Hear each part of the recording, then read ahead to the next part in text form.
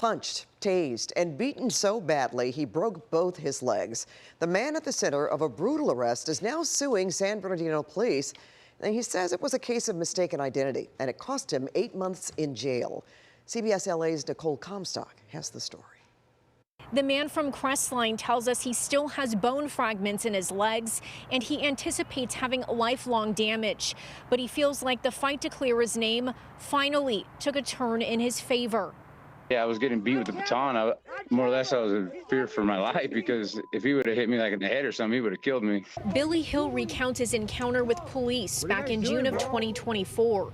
They were reportedly looking for someone at the Quick Stop in San Bernardino and told him he matched the description of a man on a stolen motorcycle. Hill and his attorneys have always maintained he was the wrong guy. Police initially said Hill resisted arrest, so they used a taser. They say when he kicked at officers, they used a baton. An officer swung it at his legs 16 times. Hill says the force broke both of his legs and fractured his knee. And then I asked the cop, well, why'd you beat my like that? He's like, my adrenaline. I'm like, damn. But now, a year and a half later, felony charges against Hill for resisting arrest and trying to take an officer's taser have been dismissed.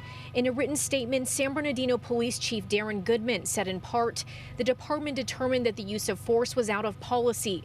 The striking officer received discipline and corrective training, and measures were established to ensure the corrective steps were successful. They dismissed those charges, and both of them, and I pled to disturbing the peace just so I can get out of jail. Hill spent 8 months in jail for the incident, and now that he's out, he wants to speak for himself. I mean, I got accused of something I didn't do. I was painted out to be the criminal that I wasn't, you know? And everyone's like, oh yeah, he deserved it. I didn't deserve it. I wasn't that guy, you know?